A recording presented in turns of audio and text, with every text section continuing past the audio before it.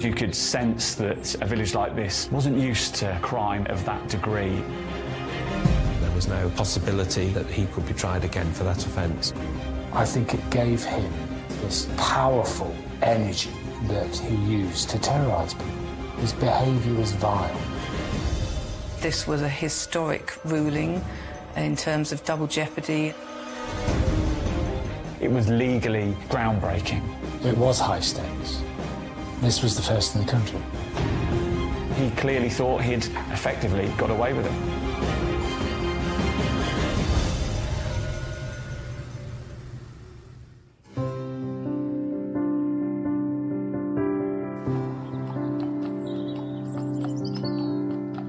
Ascot under Wychwood, a pretty picture postcard village that's home to just 500 residents. This peaceful, rural parish lies in the Evenlode Valley in Oxfordshire. Ascot under Wychwood is a small village.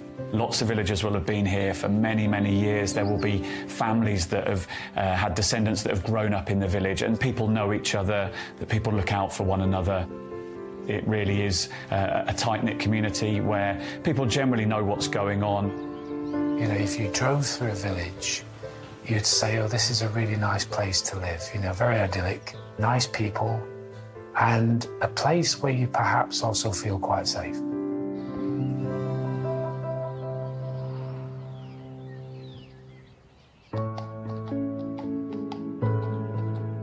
In this idyllic Oxfordshire village lives mum of two, Vicky Thompson.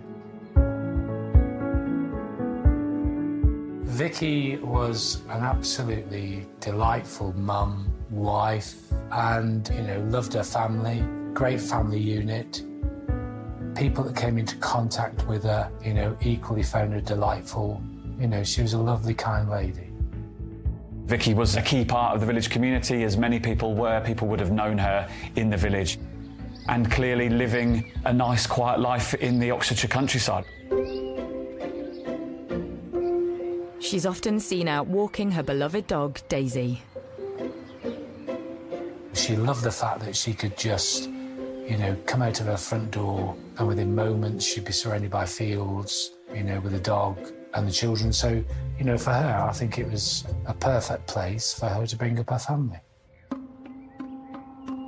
But Vicky's perfect idyll is about to change. Vicky had just celebrated her 9th wedding anniversary with her husband in the village pub where she worked. So on the Saturday, they take it easy, relaxing in the garden. It was a pleasant day, the weather was beautiful, so it was a typical, you know, idyllic weekend, really, that, you know, that's what families sort of strive for. In the afternoon, Vicky decides to take collie Daisy out for a walk. It would have been about 3:45, 4 o'clock when she set off at a regular time down the same country lane, across a little bridge over the river that ran through the village, to walk Daisy down to Shipton Lane, it was called, and to come back. It's typical of a village lane in this sort of area, perfect for walking the dog, and I'd imagine it was a well-worn route for Vicky and many other dog walkers in the area. But today, Vicky's dog Daisy does something quite unexpected. The first that anyone was aware that something was wrong was when Daisy came back. And then, unfortunately, when the dog returned without her, that's when alarm bells started to ring. As time goes by, with no news from Vicky, concern starts to set in. Vicky's husband went out, started looking, spoke to neighbours, spoke to friends, and then, you know, you almost naturally go into a sort of second phase of now starting to do a bit of a search, which is exactly what happened. So it sort of morphed into more of a search and thinking something's not quite right. Vicky's husband assembles a small search team of family, friends and neighbours. They retrace her steps on her regular walk down Shipton Lane in the desperate hope of finding her. One of those who were looking for her did notice some bloodstains on the surface of the path, but they thought that they were the blood of a sheep or something of that kind. They didn't think much of it at that time, so they went back to the village, and it was only when she still didn't return and they went back again that they looked at the bloodstain more carefully and came to realise that it was quite fresh, that beneath the congealed surface it seemed still to be wet. But much more importantly, nearby they then found some broken pieces of jewellery which were very quickly identified as hers. And that then became a source of real alarm, and I think it was that discovery which prompted the first call to the police. Finding that jewellery, all that did was, I think, heighten the sense of nervousness within those that were looking for Vicky at the time. As police make their way to the scene, the frantic hunt continues for Vicky. Her husband and neighbours are terrified she's clearly come to some harm. They make their way further down the lane. This is Shipton Lane. We've got the lane itself, and then to the right you can see the train track, and they must have really panicked and must have been desperate in time to find her, and it wouldn't have taken them too long once they'd realised that she was no longer on the path to scour the local area. 3 hours after Vicky went missing, they spot something sinister.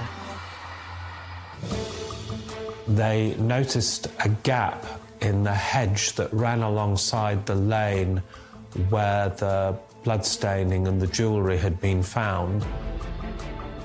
And when they went over to the gap, which led into a nearby agricultural field that was bordered by the embankment of the railway line, they could see something in the distance that looked out of place, and they made their way across the field.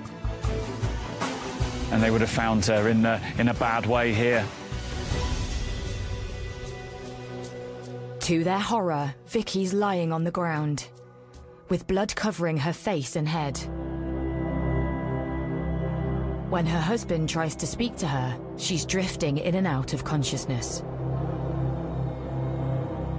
She was clearly in a very bad way. He spoke of her mumbling, and he tried to keep her talking and tried to keep her coherent. I believe she could name the name of their son. Something ominous close by suggests this is foul play.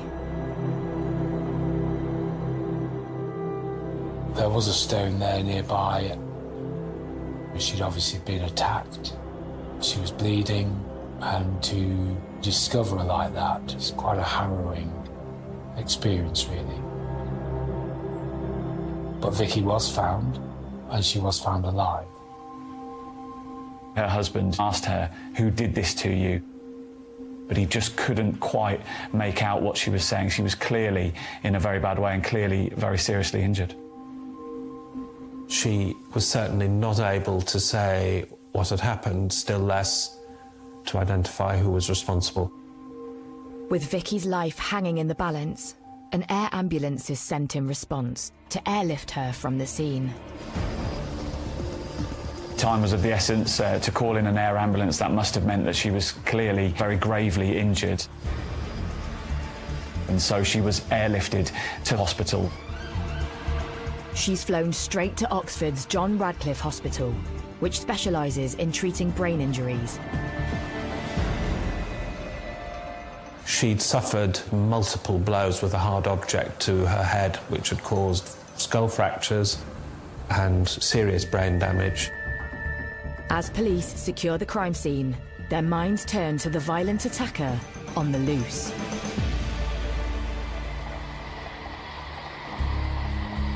Had Vicky been in a position to talk, there is no doubt that she'd have said exactly who'd attacked her, because of course everyone knew everybody. Sadly, she wasn't able to do that. With no immediate suspect in the frame, the fear of an attacker living in their tight-knit community is the talk of the village. People think that it could have been them, that it seemingly there's no targeting, that perhaps this was just a random attack on any dog walker. It could have been them, and I think that probably did strike home to the local community and perhaps the wider community in the county and beyond. Within the community, there's no doubt that it was colossal. You know, that fear of crime can be just as powerful. And when you've got a small community that has been completely rocked by what unfolded, there's no doubt that it impacted that community severely. Over the next 6 days in intensive care, Vicky Thompson fights for her life. Her condition quite quickly deteriorated, and she died a few days later.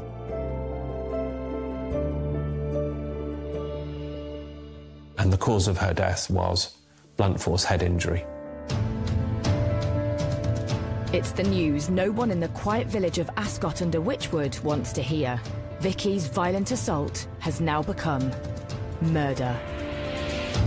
As a reporter, I've covered many incidences of dog walkers being attacked, and they strike a chord with people. But when it develops into a murder, then I think it really does chill people locally.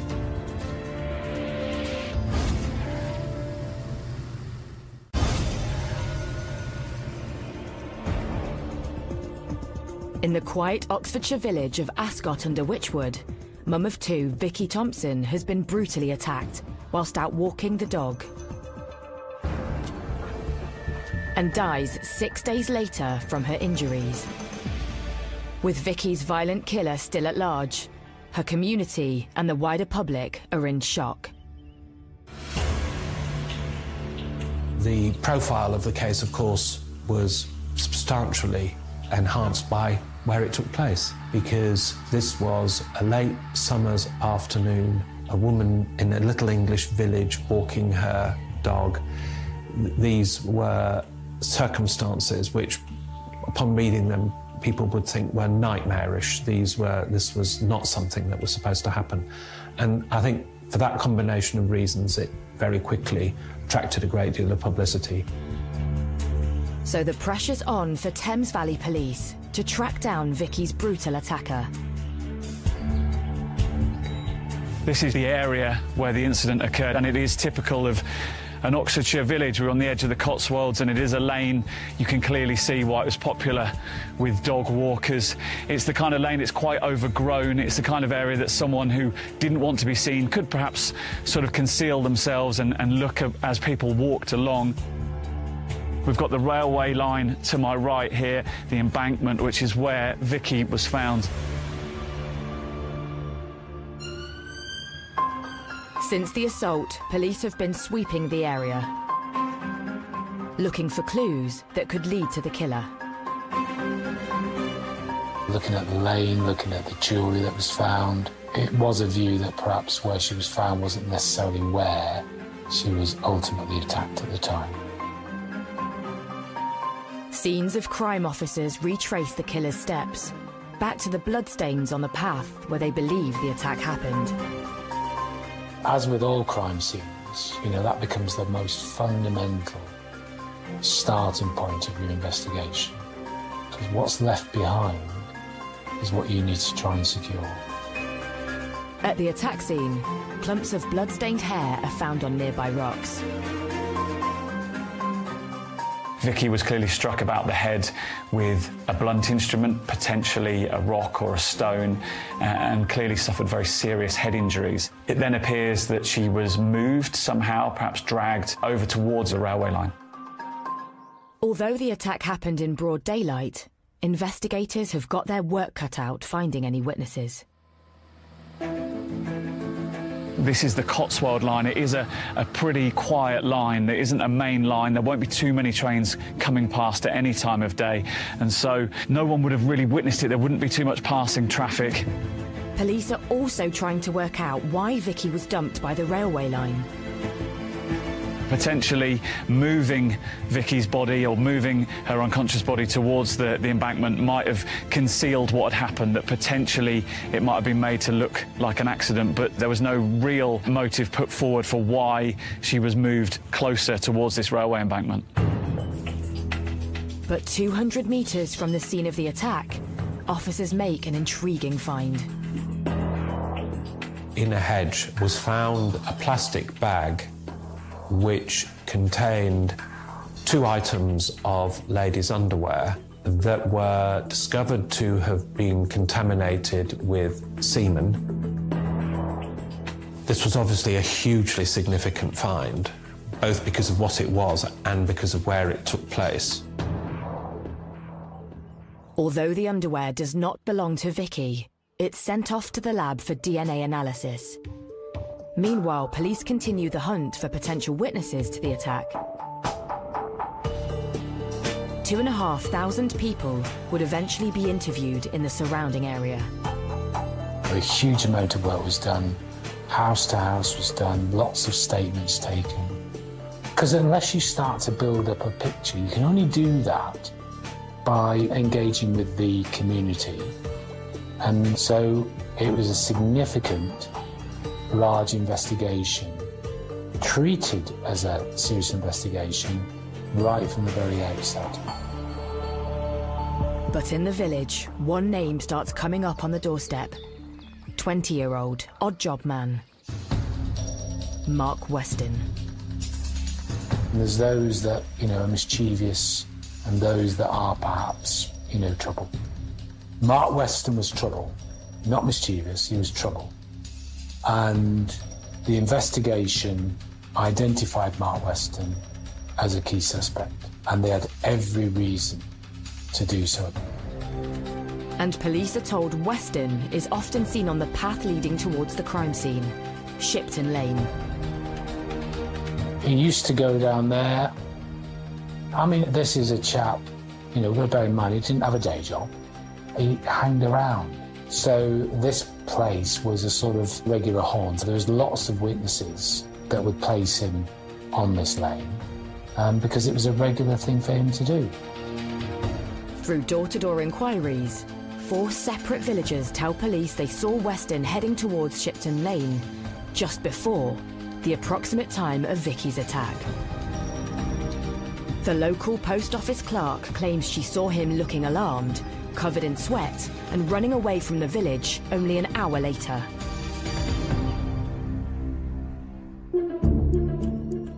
Some witnesses had come forward and said that they'd seen him acting strangely. It became very clear, as a result of, the inquiries that went on, that Weston became a suspect. So police pay a visit to Mark Weston. On the morning of the murder, he claims he went fishing and shopping, but was at home all afternoon during the time of the attack. 3 days later, when police question him again, his story changes, and he says he was at home all day. 5 days later, it's a different story. Weston claims he actually left his house at 5 p.m, not long after the attack, to call on his neighbours who weren't in. But Weston's neighbours beg to differ. They say they had been at home at the time Weston said he'd visited and had never seen him. For police, something doesn't stack up. There are conflicting reports about where he was. All this sort of stuff was coming in that conflicted with what Mark was saying. It would be right to look at him very carefully. But looking very carefully is one thing. Having the evidence to support an arrest is another. But when scenes of crime officers search his garden 4 weeks after the murder, they find the charred remains of a sweatshirt or jacket that he's attempted to burn. As the investigation went on, other evidence started becoming apparent about, the burning of clothes. And so there's a few things that led the investigation to Mark Weston. Today, police have arrested a 20-year-old man in the investigation into the murder of Vicky Thompson. As the evidence builds, Mark Weston is arrested and taken in for questioning. He maintains his story, that he was at home at the time of Vicky's attack. Meanwhile, police search his house, seizing some of his clothing, including a pair of his boots. They are sent off for forensic analysis. The results come back to the senior investigating officer. The SIO at the time asked the question, was there blood on this boot? The answer came back, no. You can't do any more with that. The question's been asked, and the answer was given. Weston is released, and the police continue their inquiries. But soon, the lab has more news, and this time it could turn the case on its head. The lady's underwear found near the crime scene has a DNA result for the body fluids found on them. It matches Mark Weston. That became a key piece of evidence. It linked Mark Weston to the scene, no question at all.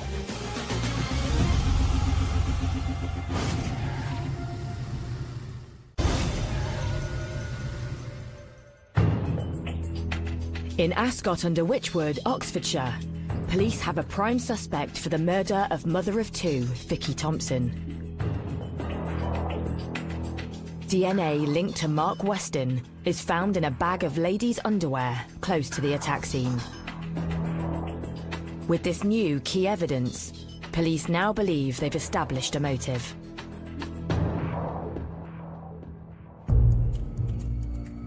He quite possibly was seen by Vicky performing a sex act and perhaps reacted angrily to Vicky, perhaps accosting him and asking him what's going on, and then things escalated from there.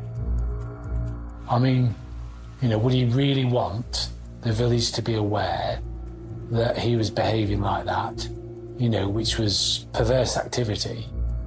I think he was threatened with humiliation and possibly worse. And I think the initial violence that he used was in temper and spontaneous. Once things start to go wrong, they get worse. And I'm afraid I think that's what happened here. As Weston is put under the spotlight, more evidence is uncovered, linking to the bag of underwear found near the attack scene.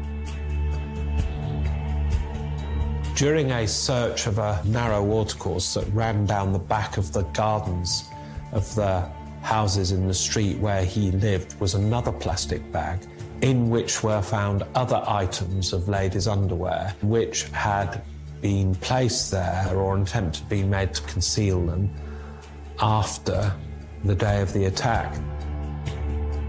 He did not want items of ladies' underwear to be found in his home which would connect him to the scene, and so he had separately disposed of those so as to prevent that connection from being made.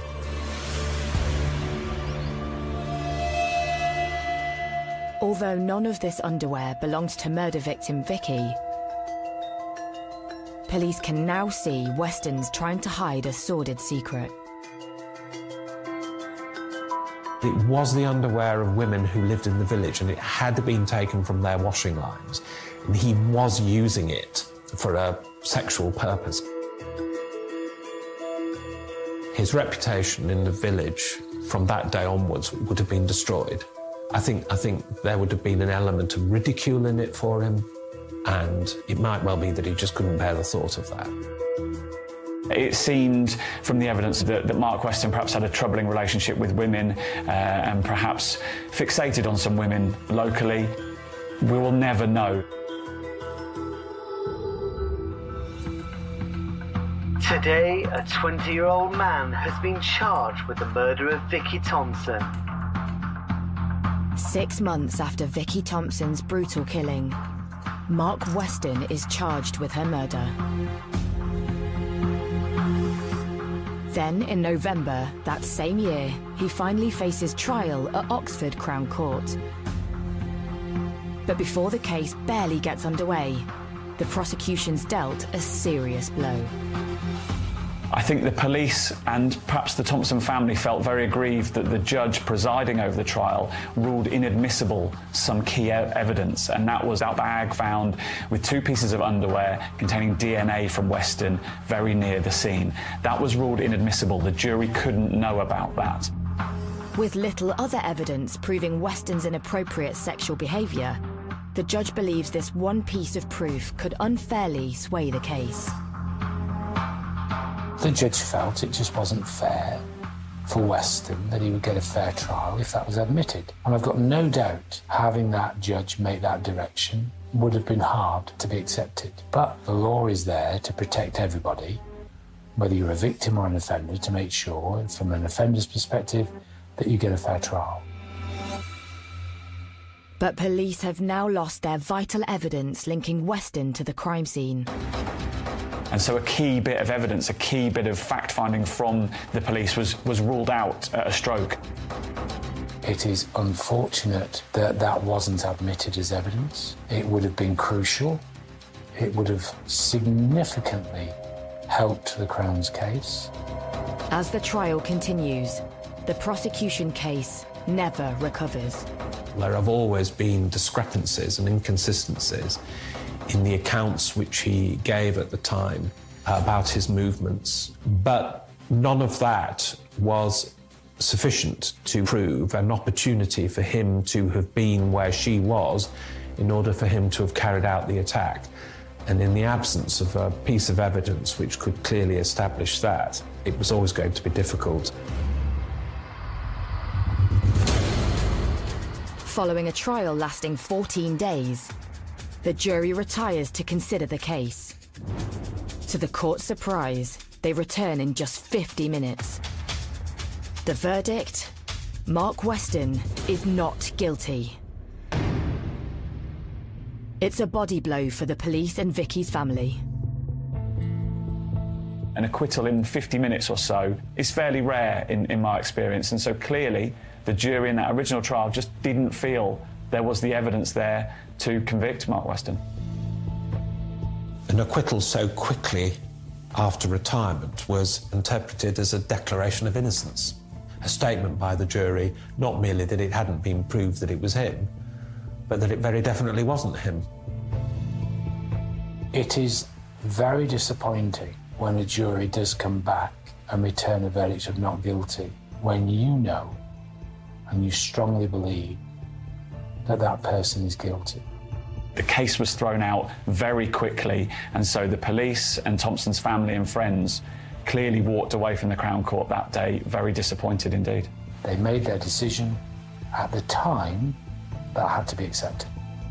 Mark Weston even appears on local news to boast about his acquittal. Cleared of murder, Mark Weston is this morning back with his family. Well, I've done nothing wrong, but they still kept saying it was me, knowing it wasn't. But now they've come to realise they had the wrong person. And to add salt to their wounds, Thames Valley Police comes under fire from the unlikeliest of places. Following the acquittal, one of the jurors felt sufficiently strong about what they had observed during those proceedings to write directly to Mr. Weston, suggesting that he might sue the Thames Valley Police for a wrongful prosecution. Although Weston secures legal aid to do this, his case runs out of steam. So he turns to other ideas of how to seek revenge. There's a thought that you might quietly just go back and just be perhaps under the radar. Weston was none of that. When he got acquitted, I think he had a sense of empowerment.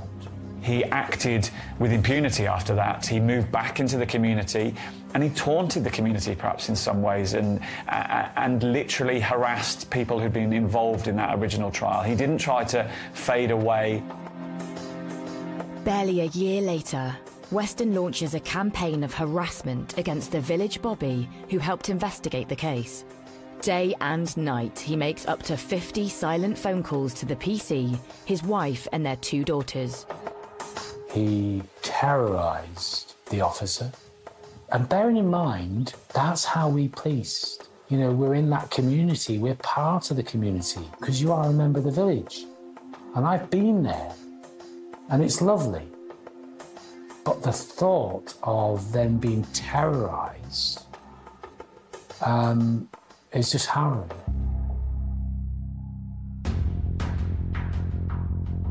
After police put video surveillance on the village phone box and record Weston's phone calls, he's convicted for harassment. Weston is sentenced to a 2-year conditional discharge and a restraining order.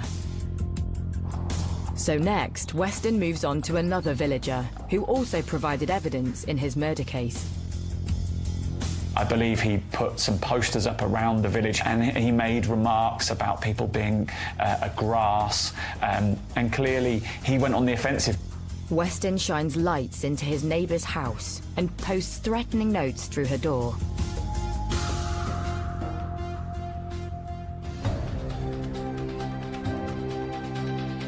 Mark Weston is convicted of harassment once again.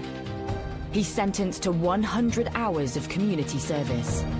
This empowerment, I think, overwhelmed him. So he became very vexatious. I am permitted to do this because actually I've been acquitted.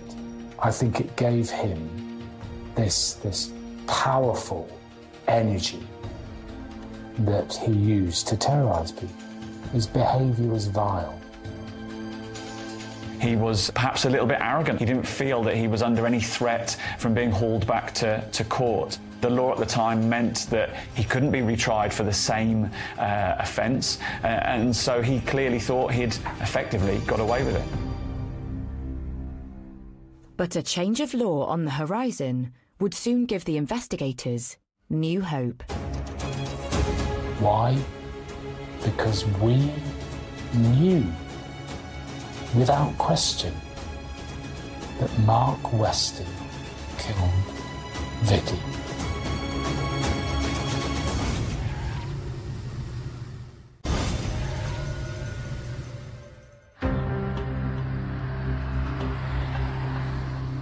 Ascot under Wychwood, Oxfordshire. In spite of proof linking Mark Weston to the murder of villager Vicky Thompson, he's acquitted in court. And the so-called double jeopardy law means Weston will never face justice again, even if new evidence comes to light. It was a horrific attack, and her family must have been deeply troubled by no one having been convicted of her murder. But in 2003, there's fresh hope. Parliament passed an act which abolished the common law rule of double jeopardy, permitting, in limited circumstances, the prosecution for a second time of the same individual for the same offence. 2 years later, on the 10th anniversary of Vicky's tragic murder, Thames Valley Police's cold case review team reopens the investigation, with then Detective Superintendent Barry Halliday leading the unit. That was typically one of the cases that was immediately identified as needing to be reviewed.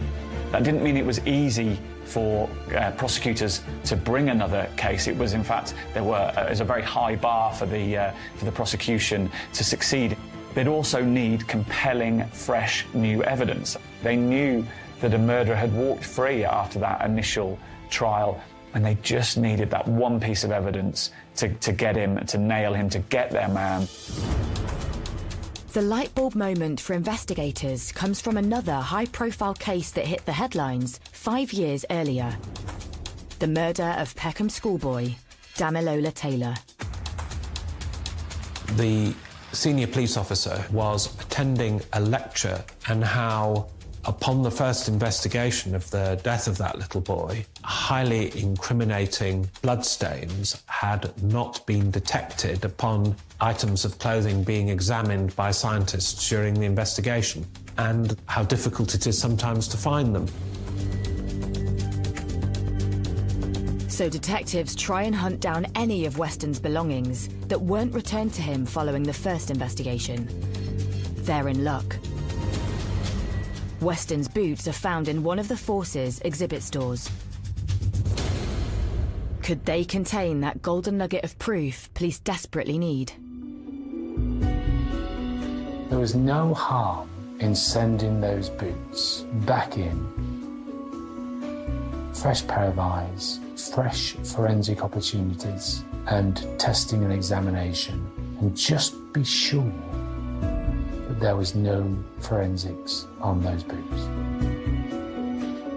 In the 10 years since the boots last saw the light of day, forensic techniques have massively evolved. The changes in procedures for searching for blood would involve a change in the sorts of lights that we regularly use. We now use a fibre optic lamp, and that has a halogen bulb in it. Previously, people just used perhaps an overbench light with a tungsten bulb in it. And we know that that change in lighting is much better for looking for bloodstains. The other change is that we will more regularly use a low-power microscope to search an item for blood, whereas previously that wasn't routinely used. So scientists put Mark Weston's boots under the microscope to see if the tiniest spot of blood had been missed the first time round. The fact that they are black proves to be the greatest challenge. People think of bloodstains as being bright red. Well, they are when they're fresh, but they very quickly change their appearance. They darken. The blood doesn't show up readily on a black surface. There are also lots of nooks and crannies, and it has a very intricate surface, so it's a difficult item to examine, and I think even a careful and diligent scientist could miss blood if they weren't examining it under optimum conditions. But soon, forensic scientists hit the jackpot. We found some blood staining on Mark Weston's boots, and DNA profiles were obtained from that blood, and those matched Vicky Thompson. That was really the significant moment in this case. It was the turning point. It's the news the cold case team have been longing for.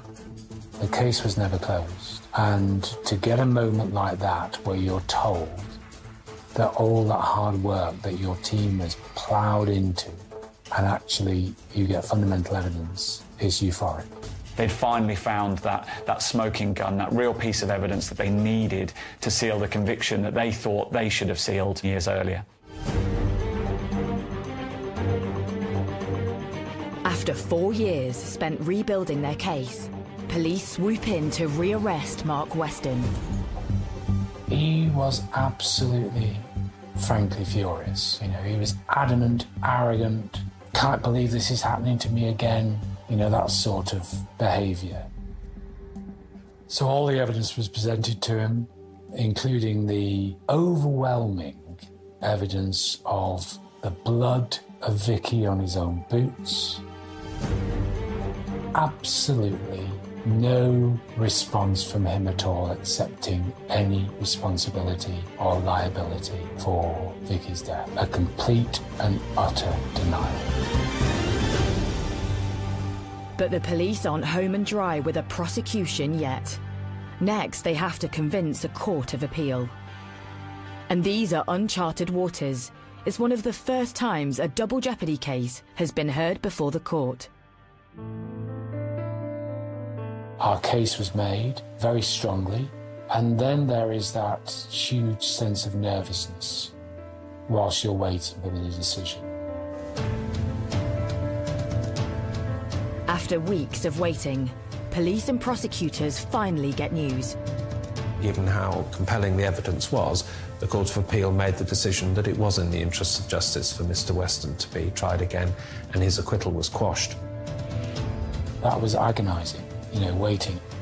But the news came back. You are elated. It was a great moment when we heard that the Court of Appeal had overturned the acquittal. This was a historic ruling in terms of double jeopardy and introducing new scientific evidence. 5 months later, Weston finally hears the murder case against him for a second time. There was a real sense that Thames Valley Police had been given a second chance here, and so there was a sense of tension that the police were gambling in a sense, that this was their final throw of the dice. It was high stakes. The tension was immense, and Weston continued to be as arrogant as ever. But this time, the discovery of underwear near the crime scene linked to Weston is allowed to be heard in court. It's clear even he can't explain away the overwhelming evidence against him. There wasn't going to be much anybody could do about the fact that her blood was found on his boots. The scientific evidence this time round was simply unanswerable. Perhaps he knew that his time was finally up, and that last piece of evidence was crucial, and he couldn't fight this any longer. But Weston's fate is once again in the hands of the jury as they retire to consider their verdict. The trial was absolutely extremely intense. That wait was probably the most sensitive, nervous time I've ever experienced. The jury delivers their verdict. Mark Weston is finally found guilty of Vicky Thompson's murder. 15 years after her death, the judge jails him for a minimum of 13 years. This arrogant man, this man who'd sort of taunted those who tried to bring him to justice, was finally behind bars. It's a relief to the husband who comforted his dying wife after Weston's vicious attack. It doesn't bring back his wife, and nothing can, of course, but it was the verdict they wanted. It was big, it was significant, but let's not lose sight of the real fact here. The real fact here is Vicky lost her life. She shouldn't have done. It broke a family. It caused the most horrendous shockwaves to a community. And this individual evaded capture for all those years. And the case will forever be etched in the memory of the quiet Oxfordshire village of Ascot under Wychwood. It was clearly a case that had a big impact locally, and perhaps continues to do. People haven't forgotten what's happened, and so that case does still live long in the memory locally. And what of Mark Weston himself? There's no remorse, there's no acceptance. This was a miscarriage of justice. Well, that was rich. A miscarriage of justice occurred years ago. Weston committed that murder, and Vicky's life was taken away by that monster, nobody else.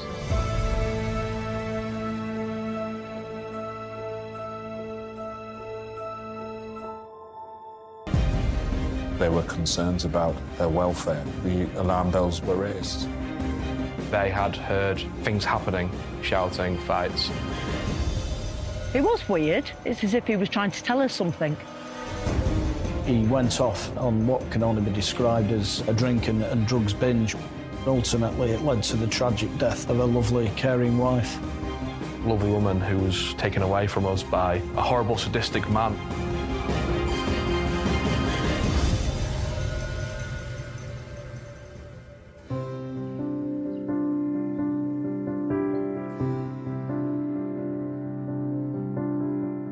Situated in the stunning rolling wolds of North Lincolnshire lies the peaceful village of Worlaby.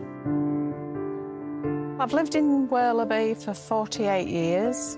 It's a really nice, quiet village. Everybody seems to know everybody. We get on really well. Last year, we won the Best Kept Village.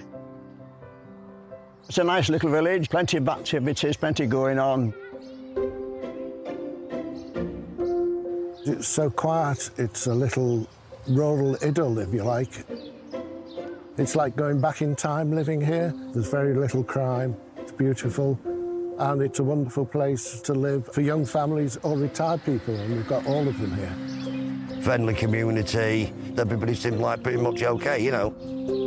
There's a lot of people who help each other, so there is quite a lot of good community atmosphere. And it is a lovely place to live. It's really nice.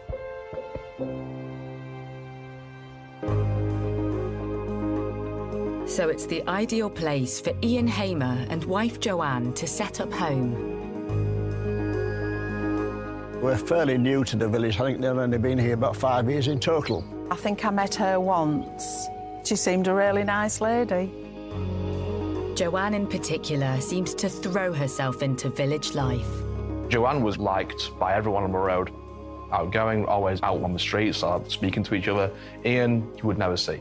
He would be in his home quite a lot. Joanne, complete opposite. Everyone loved her, a really welcoming woman, and she got along with everyone. And so people wanted to open up to her, and that's why I think she quickly integrated into Worthy and loved living there. Joanne also has a successful career at the local council where she manages their healthy lifestyle service.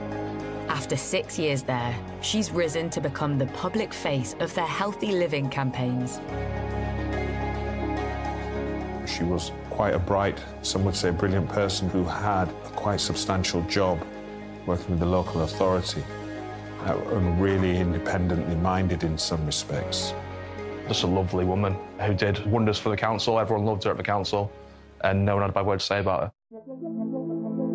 Ian Hamer, Joanne's husband of 27 years, works as a self-employed business consultant.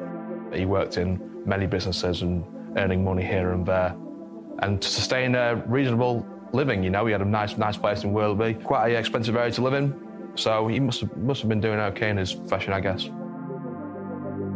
They seemed to be happy with each other. Friends and family said that there was a good couple for the large part. Married a long time, nice family, 3 kids. It was all seemingly going well. But what seems like an idyllic life is about to change. Humberside Police, what's your emergency? Humberside Police are called after Joanne fails to turn up for work. Her elderly mother has also been trying to reach her, to no avail. They did speak most days, if not every day, because her mother was very ill as well. And Joanne used to help to look after her. And that raised sufficient concern for her to ring the police. There were concerns about her welfare. The alarm bells were raised. And a concern for welfare incident was generated, which resulted in the police attending. Police make their way over to the family home. When they knock on the door, there's no answer. So the officers break in. When they search through the house, nothing could prepare police for what they find in the master bedroom.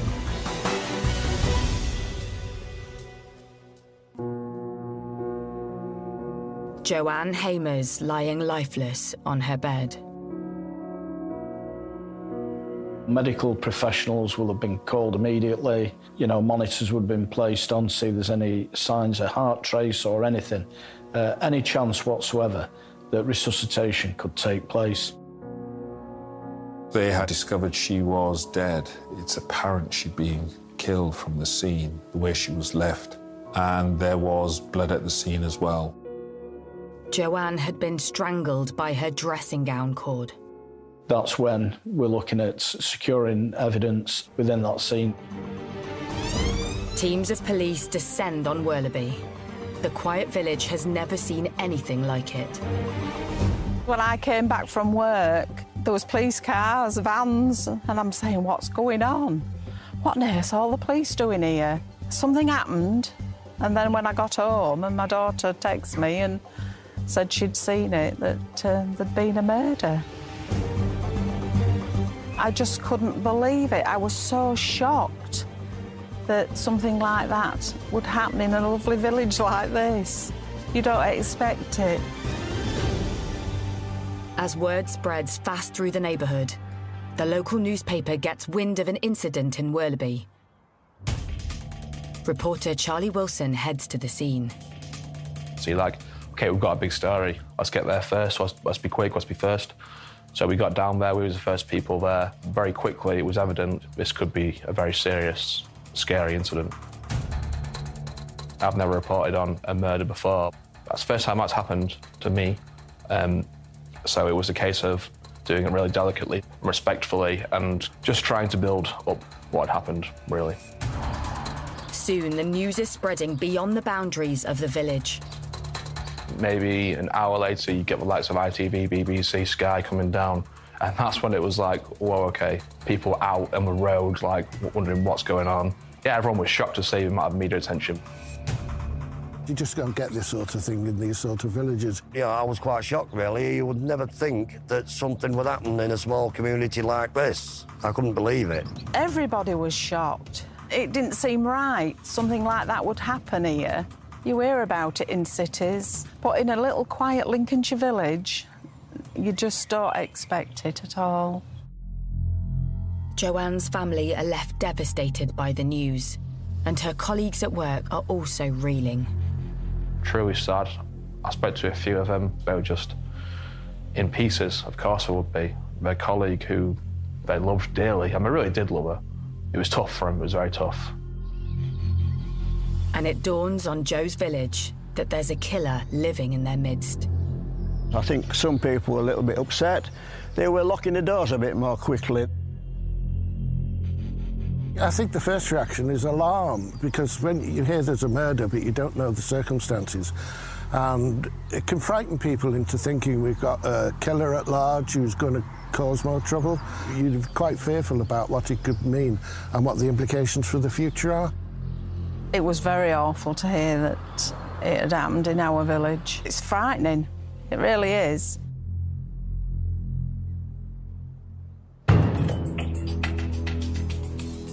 With fear spreading quickly throughout the village, Humberside Police needs to work fast to establish who committed this horrendous crime. And first, they look at Joanne's home life. This marriage on the surface, to all intents and purposes, would have looked like a stable, normal marriage without too many problems. The reality was quite different. What I heard was that their marriage wasn't great by the people on the road who lived there, because they had heard things happening, let's just say, whether it be shouting, fights. It turns out Joanne and Ian had recently had a trial separation, but then Joanne decided to return to the family home. Joanne Hamer had sought to see if she could give the relationship one last chance. This was part of her trying to make the relationship work.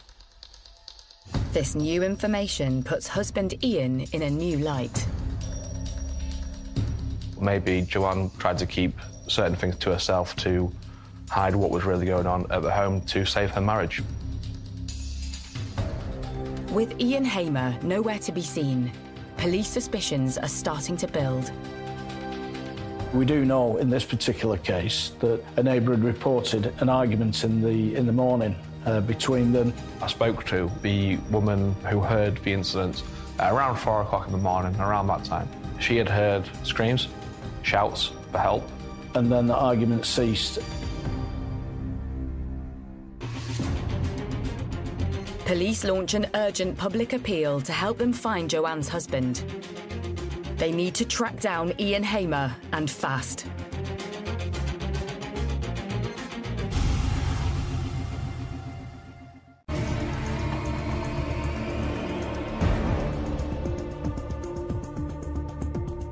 In the quiet Lincolnshire village of Werleby, police have launched a murder hunt. Mother of 3, Joanne Hamer, has been found strangled in her bed. Husband Ian has mysteriously disappeared since a row reported by neighbours in the early hours of the morning. And this doesn't seem to be the first either. I guess people on the road had heard these things where it really went bad, to say the least. None of the neighbours who I spoke to liked him at all. With Ian Hamer now under suspicion, Humberside police make an urgent appeal for his whereabouts. They release the details of his car, a white BMW 5 Series. They also warn the public not to approach him. Once a decision had been made by the senior investigating officer that Ian Hamer was a suspect for this crime, then a manhunt would have taken place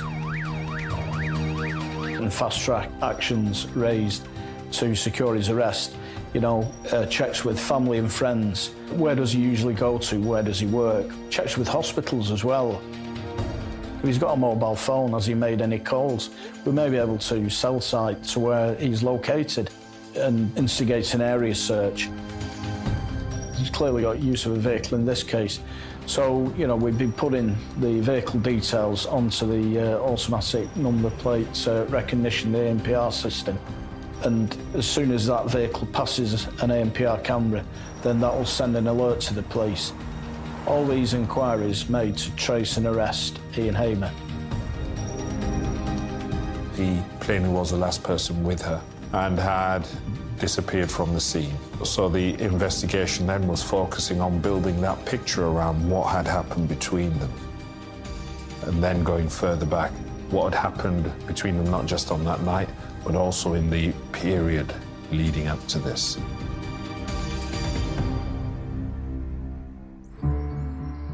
Detectives put Ian Hamer under the microscope. The picture that emerged from witnesses was of somebody who was supremely self-assured, self-confident, and superficially was, or at least on the face of it, was somebody who was quite engaging and interesting. But those same people always spoke about, the more they got to know him, there appeared to be another side to him. And they also described how, over time, he could present as being very self-interested and, I suppose, conceited.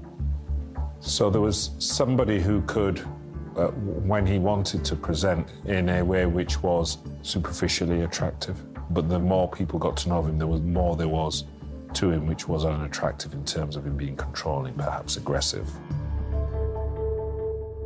And after speaking to Joanne's family and friends, it turns out Hamer has a checkered history. There have been a number of previous reports made indicating domestic violence. You know, he was reported to have ripped up her wedding dress. Those reports of him tearing up a teddy bear, which was sentimental to her. You know, this is really significant in a case such as this. The police had been called out on many occasions, but as is so often the case, they weren't really ever progressed. Part of that was because of the approach of the family to try and manage what was happening within the family. The personality of Joanne Hamer was, tragically, to try and make it work at all times. When you're married to someone for so long, you want to, make things work. And she shouldn't be wrongly thought about for wanting to make her marriage with her husband of 27 years and 3 children work. It's just that he was so far gone and so far twisted. There are a number of occasions where she left him, but he managed to persuade her to come back. And I've investigated, sadly, domestic homicides where controlling and abusive husbands have tried to isolate their wives, and we know that Hamer did this and, dissuading her from contact with family and friends. In 2013, police discover this came to a head when Ian Hamer started divorce proceedings, blaming the involvement of Joanne's mother in their relationship. So, he was antagonistic towards his wife's relationship with her own mother. So he was all about controlling and being abusive towards his wife and driving a wedge between her and family and friends. And it just shows this controlling and coercive and bullying and domineering nature of Ian Hamer towards his wife within that relationship. And that isn't uncommon in domestic homicide cases, sadly. It seems the couple reconciled, but then in 2017, things take another turn for the worse. Ian Hamer starts accusing his wife of having affairs. Police analysis of Joanne's smartphone reveals something even more sinister. Around this time, Hamer hacked into his wife's handset so he could track her every move. He would apparently follow her to work, follow her on nights out with friends, monitor her phone on where she was going, where she was at, wouldn't let her do certain things, apparently, wear certain things, and she was a bit closed off. This is how obsessive he was about his wife and his jealousy and his thought processes, that he wanted to accuse her of extramarital affairs. And a probe of the couple's bank accounts shows Ian's disturbingly tight grip over her purse strings. He was keeping money from her, basically, like, I guess sort of giving her an allowance of what to spend and what she could do, wouldn't let her go out at certain times. All the bearings of, you know, a toxic, horrible relationship. Obviously, she felt trapped. She felt like she needed to get out, and she tried to do that. He wouldn't let her. In the weeks before her death, Joanne had moved out and was considering buying a property. But she was persuaded by Ian to return, 2 days before her murder. It was on this day, the 4th of May, that police background checks reveal a disturbing incident. Ian Hamer had been arrested for drink driving. As well as being controlling and abusive towards his wife, he seemed to be losing control of his own life in some respects. He was drinking more heavily. So there's a clear pattern there of his own destructive behaviour escalating within himself, and particularly abusing alcohol as part of that process. Investigators discover it's not only drink that's fueling Hamer's abusive behaviour. He had a cocaine problem that had become prevalent in his life over the last 2 or 3 years, and that became worse and worse and worse. When he picked up this addiction, maybe his personality changed because of that, and his health, mental and physical, deteriorated. Businessman Ian Hamer's respectable lifestyle is now questionable. And when they learn what he did in the hours following the estimated time of Joanne's murder, they're convinced they have the right man. Soon after that last blazing row reported by neighbours, Joanne's mother said she had an unsettling phone call with her son-in-law. When family members tried to contact her the following morning, he told them that Joanne Hamer couldn't speak to them because she was unwell, and as he framed it, she had a sore throat. Chillingly, police believe Joanne was already dead when Hamer made that calculating comment. Just, like, sick, like, strangle her, and then you got to tell her mum that she can't come because she's got a bad throat. Like, sadistic, like, horrible. When you hear that, it's just like, I don't know what to say, horrible. And it appears Hamer used the same story again. His son had attended at the marital home at a time when Joanne Hamer was probably dead, and that's when he first introduced that concept of her having a sore throat when he knew she'd been strangled and she was probably dead. He also told his son as well when he was at the house to go and buy some lozenges because his mother was sleeping, she had a bad throat, knowing full well that he'd strangled her, which now we know what happened, was particularly chilling in this case. To say that she'd got a bad throat, I mean, how callous is that? And therefore the question is, was that him being cruel or was it him buying time?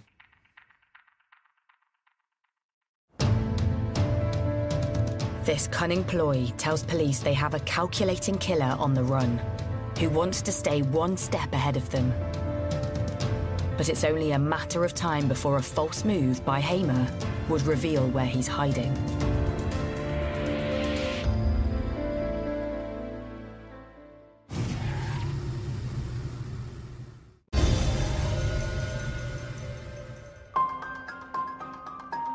Worleby, North Lincolnshire.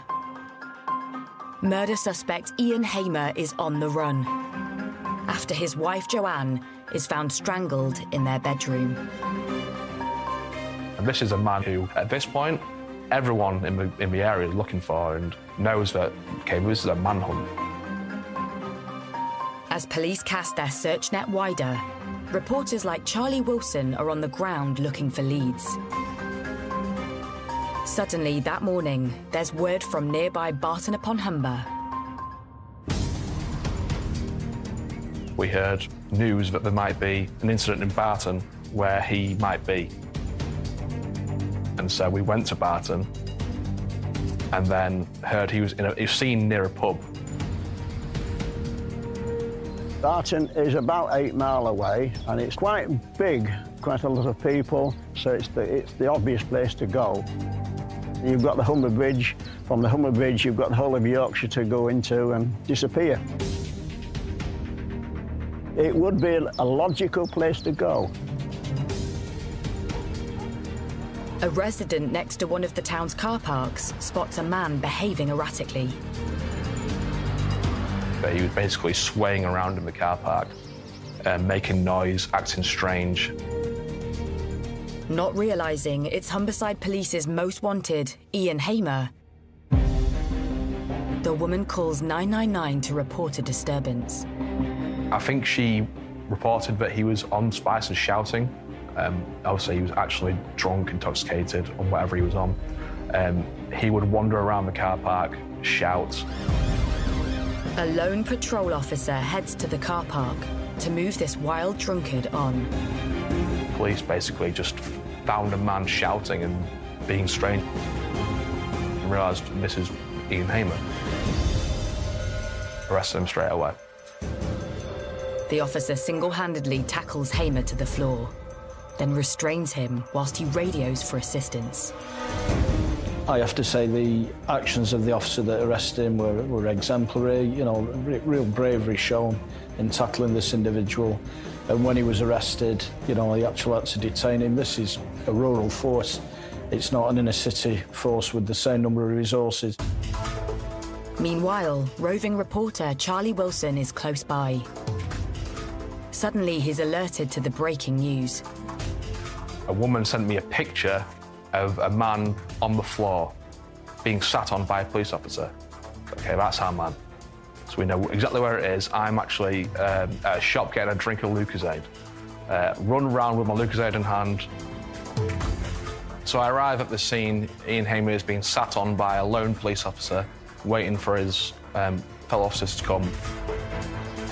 So to come round the corner and see a police officer sat on who we believe is Ian Hamer was just wild, yeah. After struggling to contain Hamer for nearly 5 minutes alone, backup finally arrives for the officer.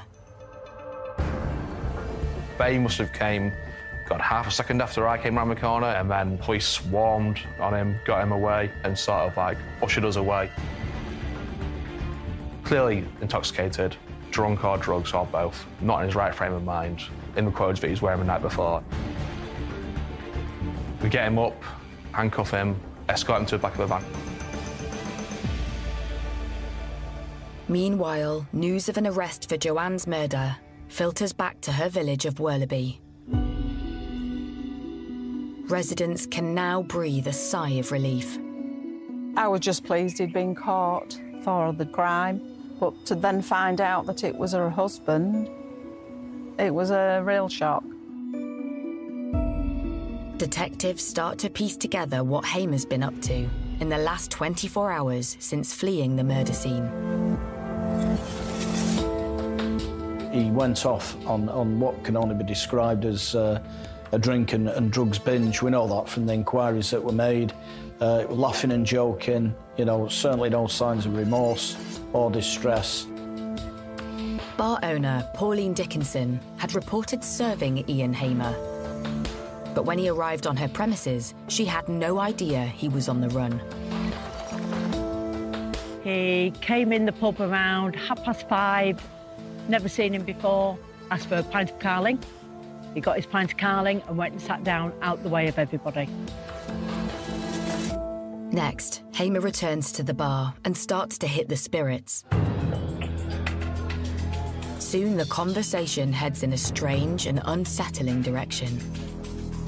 Put the tequila on the bar and he literally looked either side of himself, leant over the bar and said to me, "Why did the Mexican push his wife off the cliff?" So I did the same as he did, looked either side and said, "To kill her." He went, "No, you know it." I said, "Yeah, I do." He paid for his drinks, went and sat down.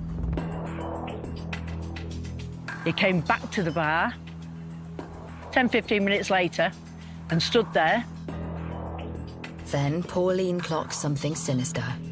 He hid his arm behind, but I'd already seen that he'd got scratches. I don't know which way, it was just you could see scratches on his wrist. One of our customers noticed the scratches as well and went, "Oh, he's one of those who's been harming." One of my customers said to him, "Hey up, mate, what are you doing in here? Are you from here?" He says, "No," he said, "I'm not from here. I'm just going through a breakup with my wife." So he went, "Oh, right, sorry to hear that, mate." He went, "Yeah, she's taken me for all my money." So he says, "Don't be sad." He said, "Have another drink." So one of the customers bought him a drink. Over the next few hours, Hamer knocks back the drinks, laughing and joking with the regulars. So he did about 2 more jokes to the point where the customer said, "No wonder your wife left you. If you've got jokes like that," he went, "that's maybe why she's gone then." Quite significantly as well, he was seen to take his wedding ring off. So he knows what's happened. He knows that his wife's dead. So, you know, that's quite a significant gesture. And that was done, you know, merely hours after he'd actually killed his wife. It just shows the kind of individual that he is. Some of the pub regulars seem unsettled by this customer they've never seen before, who has struck up conversation with another man at the bar. My 2 regulars, they finished their drinks. I went, "Right, you 2 go in." I went, "No, we're not going." Says, "Why?" "We're not leaving you with them 2. We don't know the other guys, so we're not leaving you with them." I went, "Oh, don't be daft. What are these 2 going to do to me? I'll soon have them out the door, don't worry." So they went, "No, we're staying." So they stayed. Soon the bar's regulars saw glimpses of another side to their joking acquaintance, who's going by a false name, Sebastian. So we played pool against one of my regulars, who is a really good player. And during the game, there was banter going on. But right at the end, when the customer knew he was going to win, he picked up the broom that I'd got out ready to clean up and potted Black with the broom. Which Sebastian said, "That is so disrespectful to do that." He said, "I don't think so, I still won." I don't think he was very pleased and finished his drink, and he did actually walk out. You just get a feeling about people. You know if they're not okay. I don't think he would have done any harm, but who knows?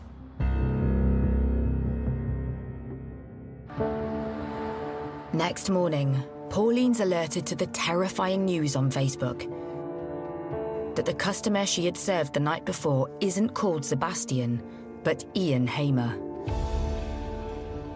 And he's wanted by police for murder. My reaction was, "Oh my God."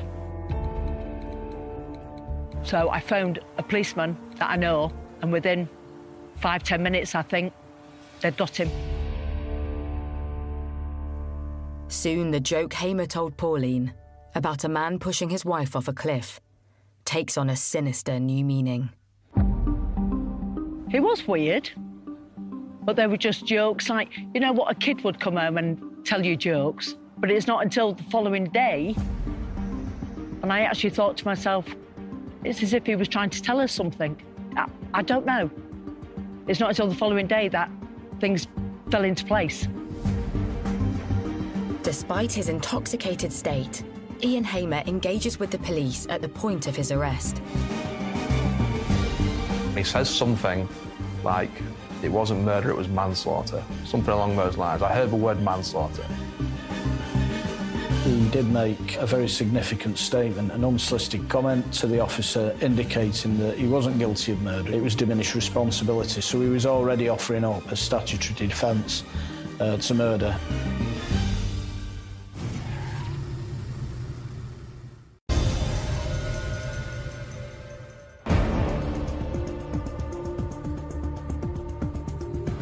After 24 hours on the run, Ian Hamer has been arrested in North Lincolnshire on suspicion of murder.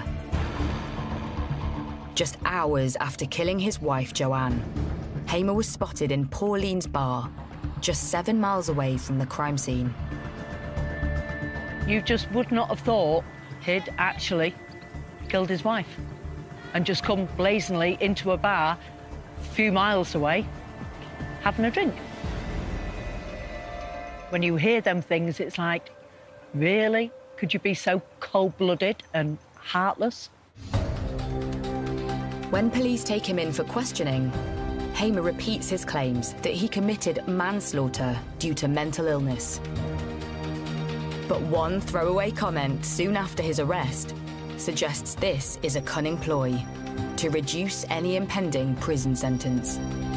And what was a telling piece of evidence? He said to the officers who were tending to him, this was manslaughter, and asked this question: have we done enough for diminished responsibility? This was a man who was trying to present a picture of being so mentally unwell that he was not to be held fully responsible for his wife's death. This is clearly somebody who's a very manipulative, selfish individual. And his response, he's already trying to escape justice for his crime as soon as he's arrested, and he's clearly given a great deal of thought to that before his arrest. And Ian Hamer clearly only cares about one person, and that's Ian Hamer.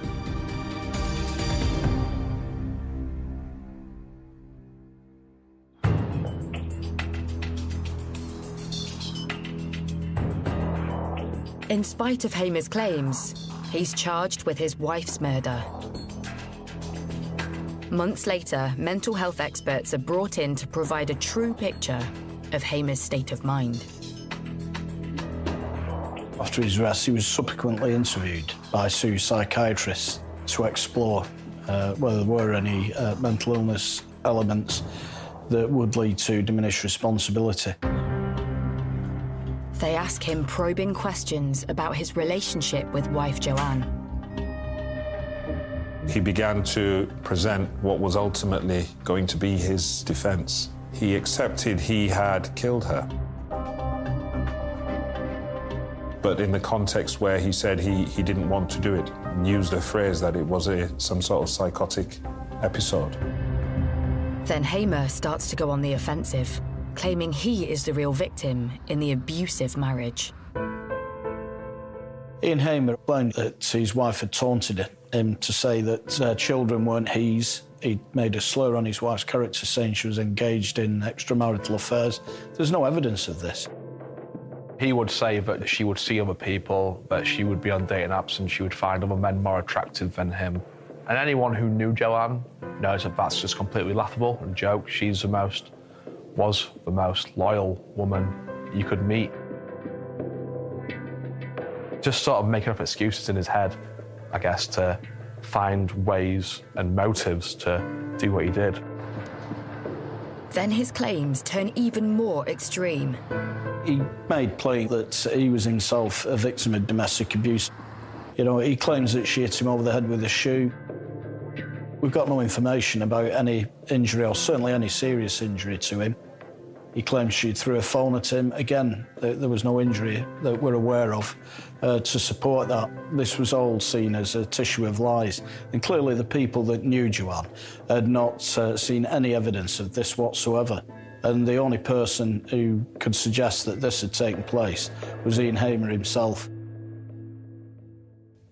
But soon, the psychiatrists start to uncover Hamer's true colours.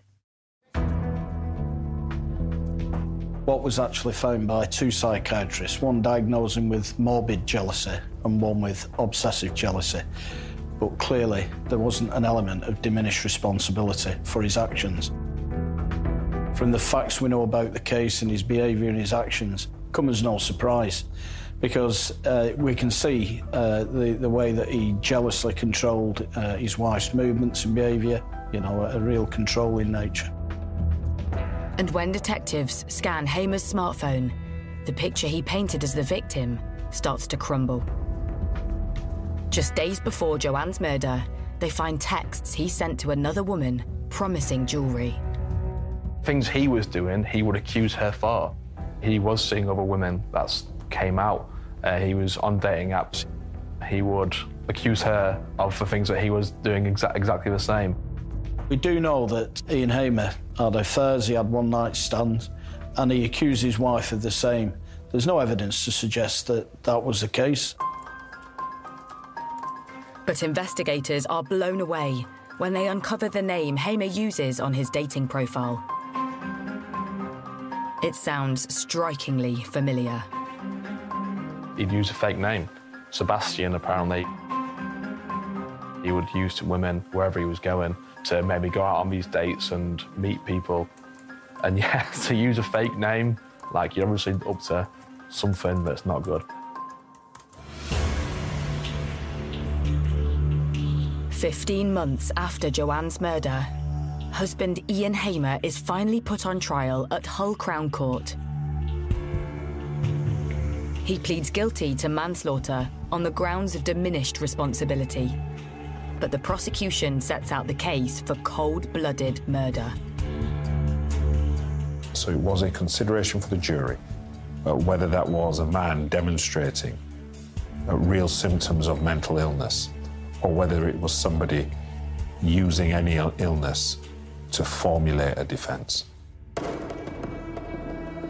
The court is told the torrid details of the abuse Hamer inflicted on his wife. The question that was raised with the jury is whether or not, by the time of the killing, he in effect wanted to get rid of his wife so he could move on, but he needed control of that situation, and that's how we presented the case. As the trial progresses, even Hamer's own children take to the stand against their own father to describe the abuse suffered in their own home. One of them spoke of being aware of that from a very young age, and become increasingly toxic and abusive. You then see the horrible human side of this because they're being required to give evidence against one of their parents, and in circumstances where they've lost the other one. And for them, there's no good outcome to any of this. Following a heart-wrenching 3-week trial, the jury retires to consider their verdict. The verdict of the jury was that Ian Hamer was guilty of murder. Therefore, they rejected that idea that his mental state was such that he was not able to exercise proper judgment and control. He designed everything, including his response to the arresting officer, to make out that this was the case, that it was diminished responsibility. Thankfully, the jury didn't buy that, and they saw through Ian Hamer's excuses for what they were, just excuses. Hamer's jailed for life with a minimum of 22 years. At the time of sentencing, the judge takes into account the years of domestic violence Joanne suffered at the hands of her husband and his abusive control over her finances. The judge actually commented that he believed that one of the main motives in this case was he was afraid if the relationship ended that he would lose a significant amount of money. Money to which Joanne in the law of England and Wales was entitled to. Those were the family finances that should have been split accordingly. He didn't want that to happen, and he murdered his wife as a result. Kill someone, go out drinking, using drugs and joking about what he did, he obviously deserves to be locked away for the rest of his life, and I'm glad that's the case. Killers like Ian Hamer are so manipulative and so self-centred, and ultimately it led to the tragic death of a lovely, caring wife. But there's only one person to blame for that, and it's Ian Hamer.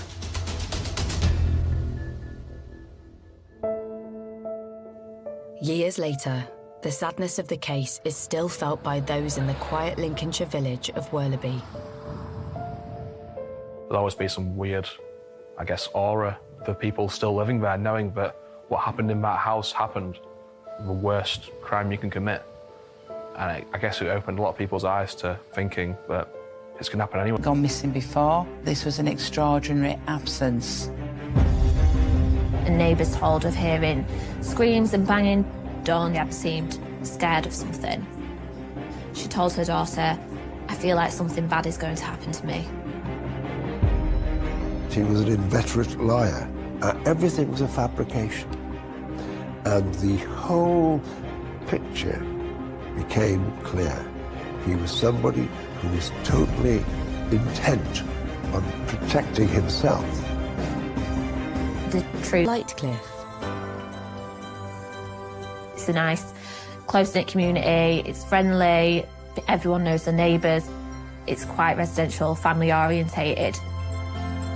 So I've lived in Lightcliffe for around 4 or 5 years, and my wife's lived here all her life. It's just a very nice feel, close to everywhere you want to be, near to Leeds, near Huddersfield.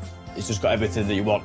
So I'd say it's very much a place where people would move to, so it's definitely a sought-after place to want to live, yeah. It's very much a place where, you know, if you're walking down the road and you see someone even in the car or walking, you'd say hello and you'd even stop and have a natter with them. It is Lightcliffe where Dawn Walker and Thomas Nutt decide to settle down together. Dawn and Thomas met in 2019 and formed a very strong relationship. Dawn Walker, aged 52, was the mother of 3 children. He was a little bit younger than she was. Thomas, aged 45, was a scrap metal dealer, very friendly chap when he dealt with persons in the street or neighbours or anything of that nature. He was one of the boys, we'll say. I understand that he and Dawn had met through Facebook. They moved in together and were living in the current house for about 2 years. They had a pretty stable, happy-go-lucky relationship, and they were going to be married. Thomas and Dawn had been together for 3 years, and then they married on the 27th of October. Dawn and Thomas got married in Brighouse, and they had a party in the local pub that evening. And in fact, it was a happy affair with about 20 people present. And they were in good spirits. They had planned the next day to go to Skegness. There was a plan to go on honeymoon after the marriage, and the arrangement was they would go in the caravan, which Thomas owned. To her daughter that she'd like to get together when she gets back from her honeymoon. Arrangements were made for her to meet her when they returned home and to go shopping together in Wilko's in Brighouse, which even included police tape. Thomas is going to town on the Halloween decorations when a neighbour asks after Dawn. It was then that Thomas told the neighbour that Dawn had not turned up to meet her daughter in Brighouse. Dawn was due to meet up with one of her daughters and her grandson, and she didn't turn up. And this was highly unusual for her because she loved her grandson and she loved her daughter. The neighbour had joked, "Where have you buried her, Tomo?" And Thomas began to cry and became emotional at the question, despite it clearly being a joke. Thomas then admits that despite having just returned from a happy honeymoon, Dawn had left the house a few hours earlier, and he'd not seen her since, prompting the neighbour to rally the community. A search was put in hand as a result of the concerns over Dawn's absence, and this was done by neighbours and friends of Thomas. When the search fails to locate Dawn, Thomas alerts the police to her uncharacteristic disappearance.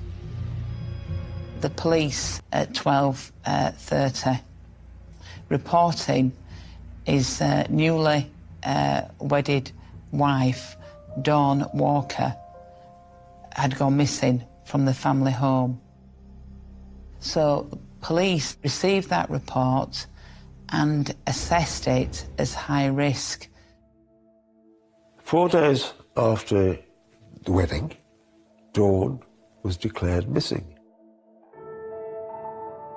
Despite the fact that Dawn has only been reported missing for a few hours, police are concerned for her safety and try to determine if there's an... Dawn was a mother of 3 and a grandmother of 1. We know from the information from her daughters that she was a very kind, selfless person and was only 5 foot tall and very slight build. And she was a mother, she was a sister, she was an aunt, and she was a friend. She would do anything for anyone. With fears for Dawn's well-being growing, a police officer is sent to Dawn and Thomas's home. The officer went round on the 31st of October. We know that they expedited to the address to get as much information as possible. Then a few minutes later, Thomas appears. Thomas Nutt told the officer that he'd actually been to the shop. The police officer noted that Thomas Nutt was sweating at the time. Thomas explains he'd nipped out and, realising the time, had rushed home to meet the police officer. That was one of the reasons why Thomas said he was sweating, because he was running. When the police officer carried out the initial inquiry with Thomas Nutt, he spent over an hour with him. Thomas told the police officer that his wife, Dawn, was a little bit agitated because... that Dawn suffered from bipolar and depression. When the police officer leaves, Thomas calls upon a neighbour to help him resume the search for Dawn. They go to a graveyard where the couple would often walk. He had taken a neighbour with him to look for Dawn at a cemetery, and he said he was glad that he had taken this neighbour with him in case people thought he had killed Dawn. Meanwhile, friends and neighbours continue to search for Dawn closer to home and come across an unexpected discovery. They went and looked in fields and bushes behind the property, and they found a suitcase in the bushes close by to the back of Thomas and Dawn's home. Woman saw the suitcase in the area that had been left. It was her partner that had gone looking for Dawn with Thomas, and upon their return, she let him know of her concerns. And that's when he went and discovered the body in the suitcase. And the body was identified as that of Dawn.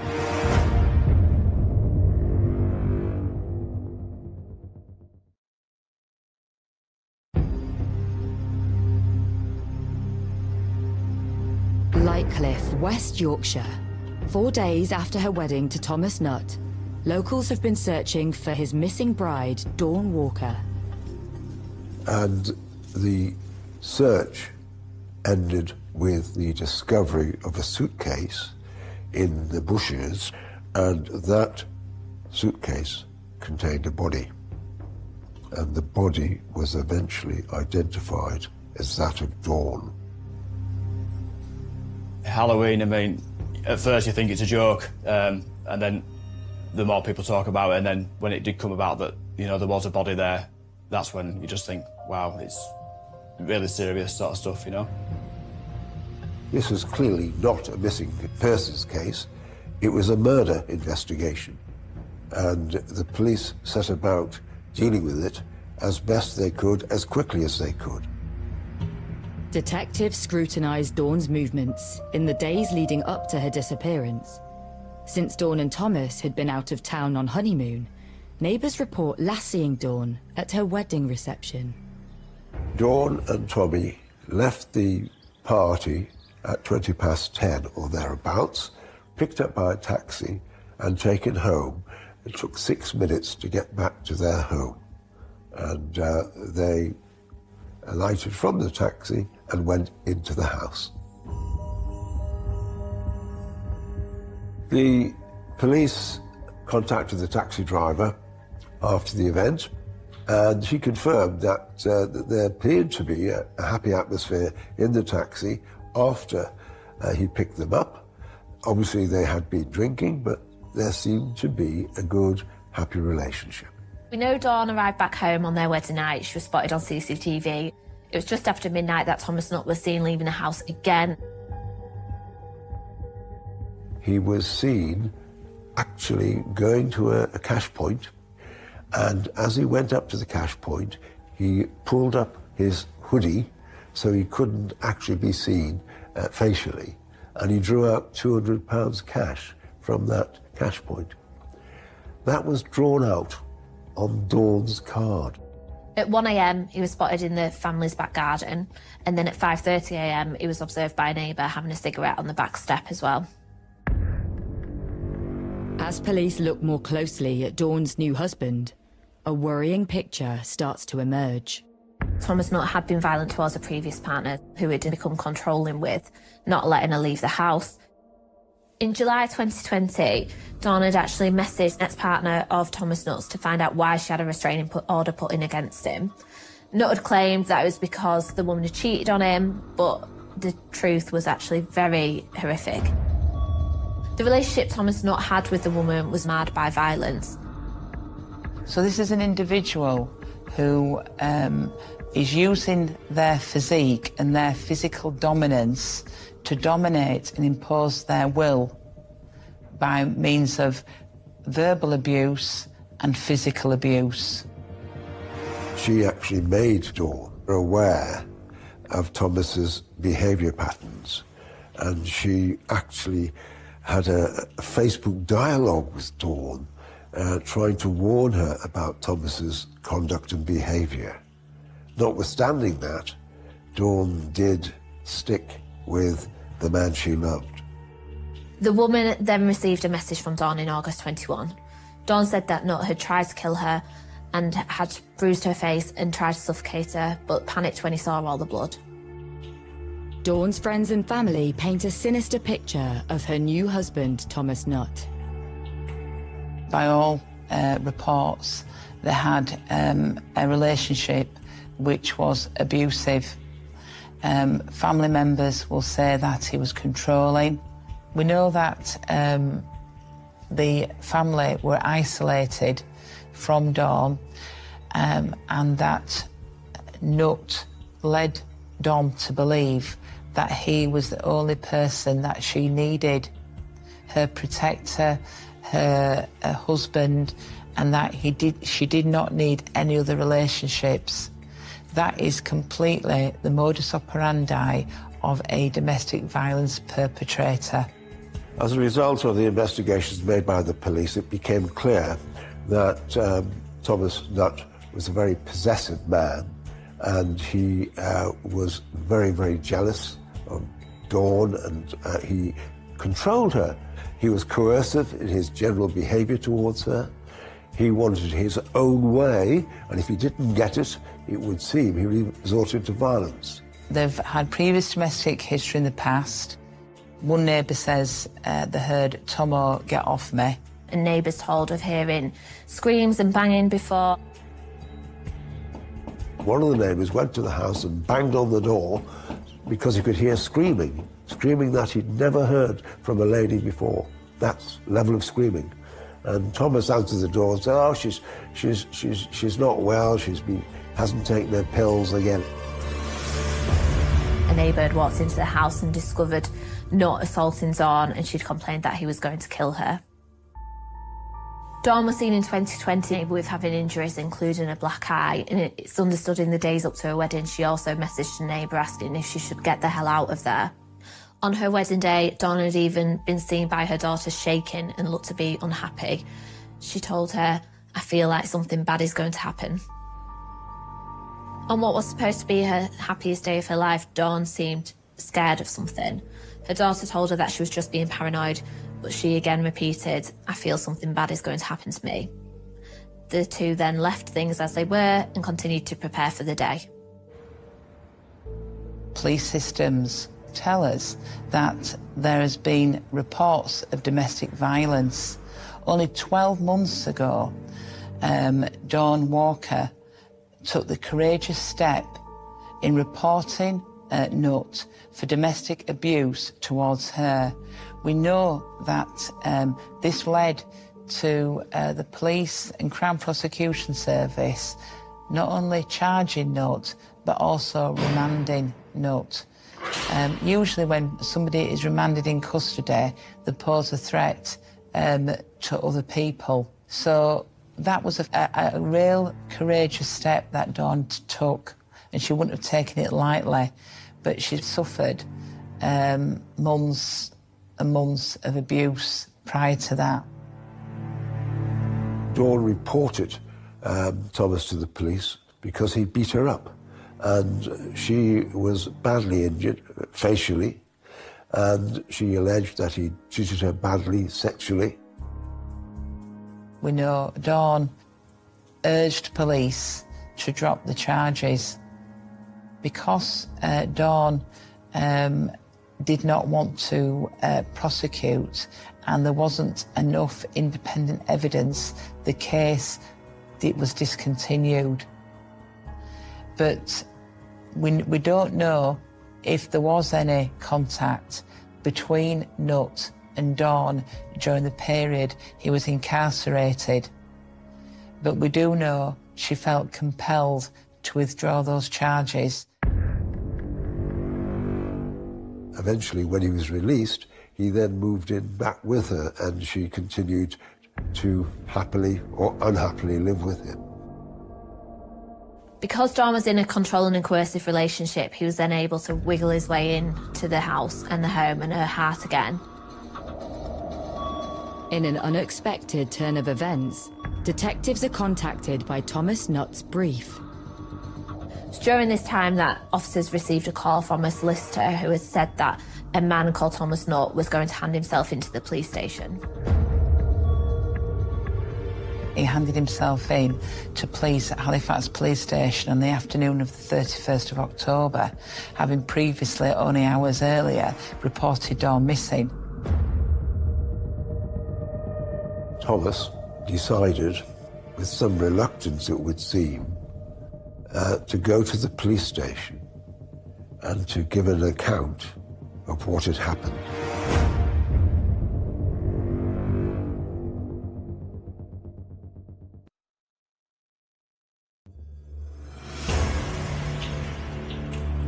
Police are investigating the murder of 52-year-old Dawn Walker.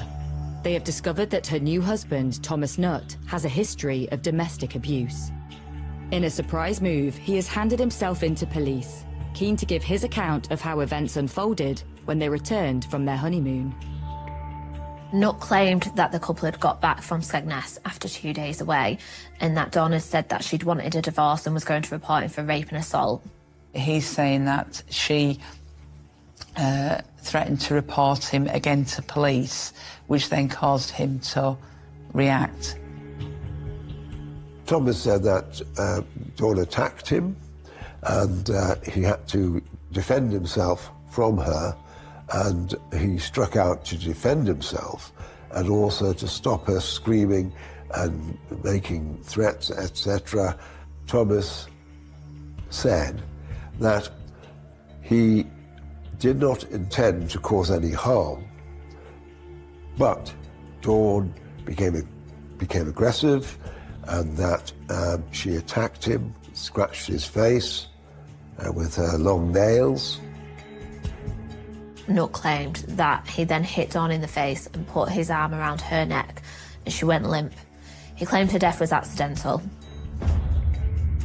He did admit that he had been involved in violence upon Dawn and was responsible for her death, but it wasn't intentional. It was, as he suggested, accidental. That's what he was putting forward to the police.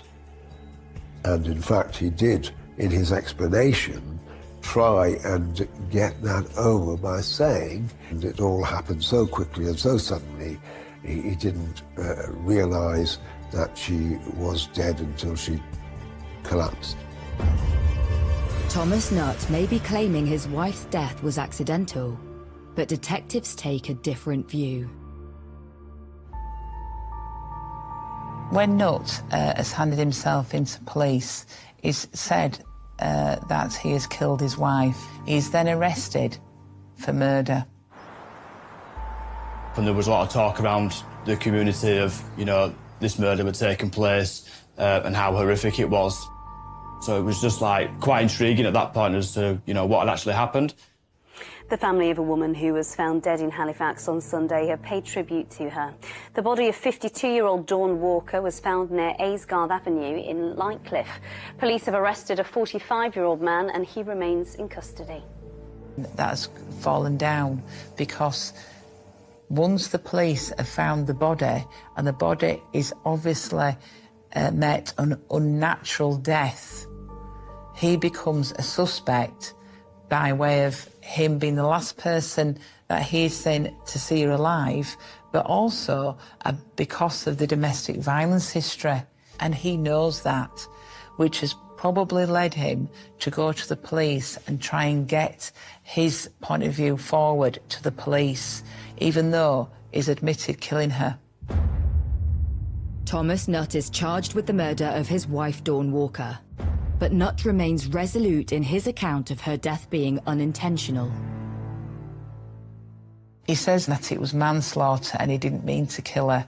He'd pleaded not guilty and a trial date was set.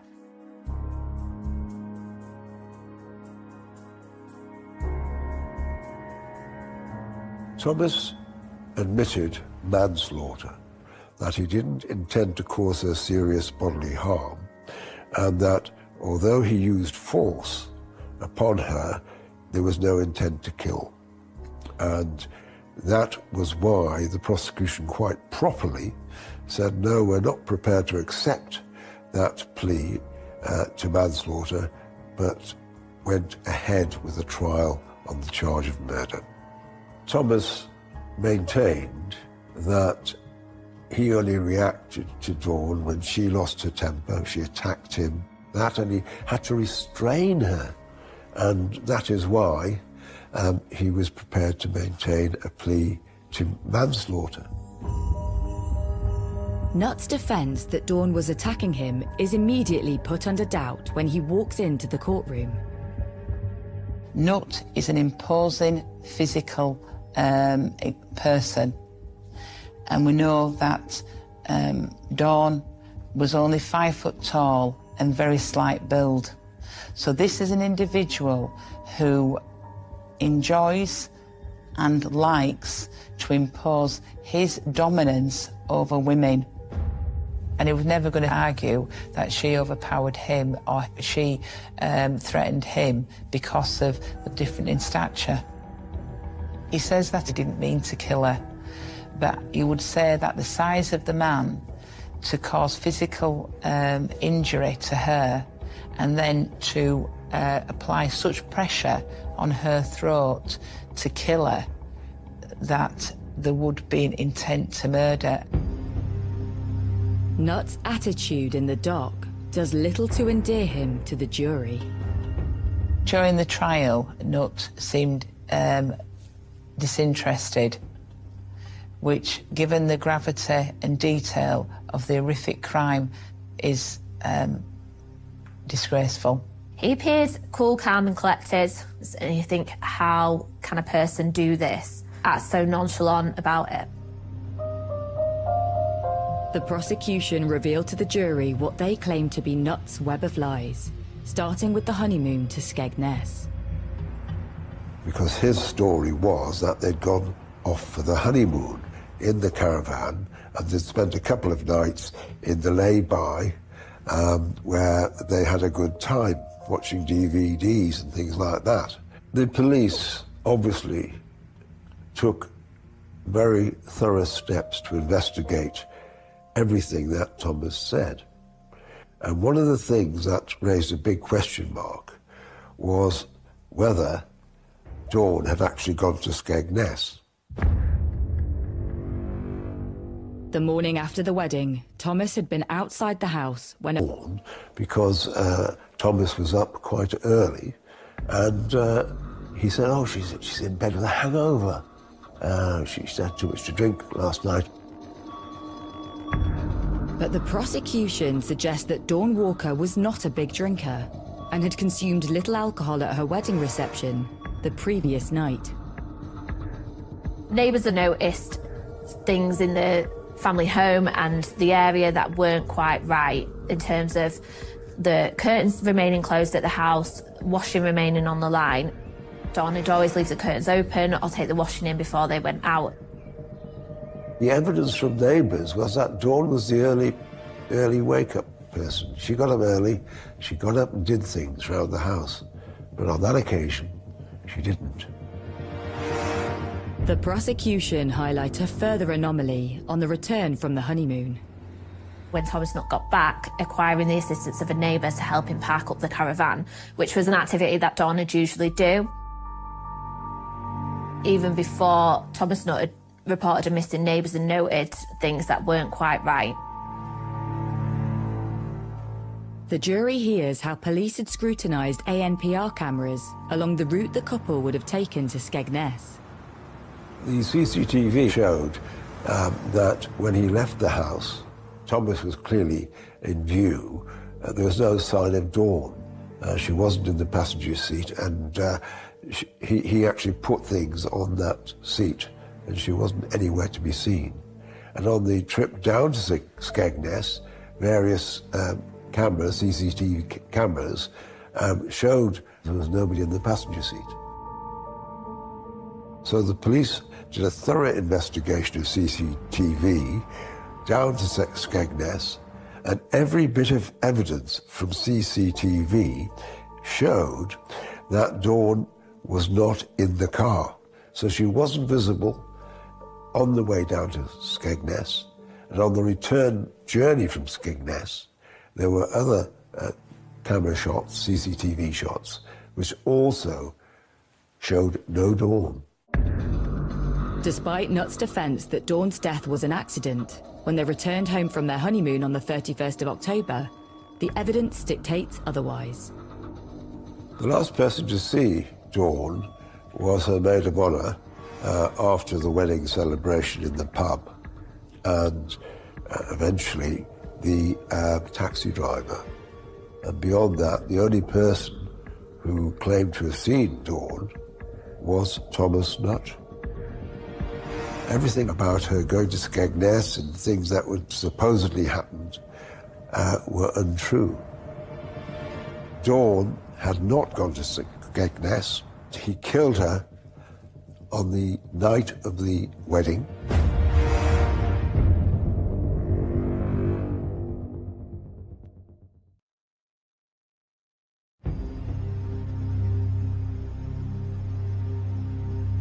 Thomas Nutt is standing trial, accused of the murder of his new wife, Dawn Walker. The prosecution are claiming that he killed her on their wedding night.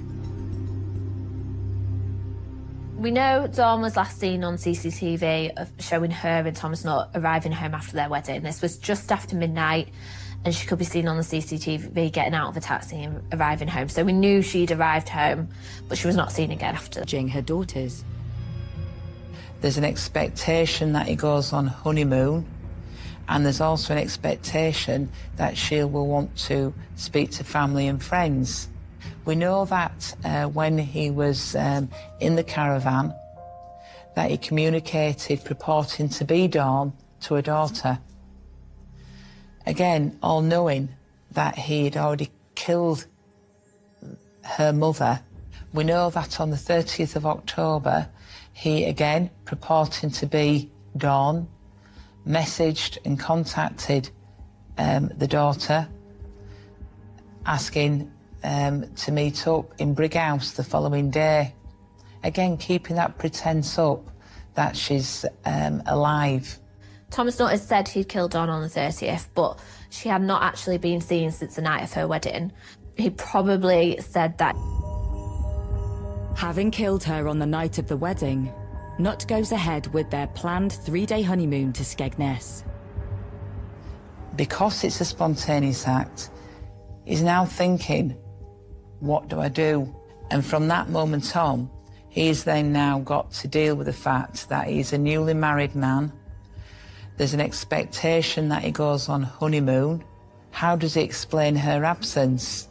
And indeed, if he has to speak to the police and undergo scrutiny, how will that bear out? What will he say?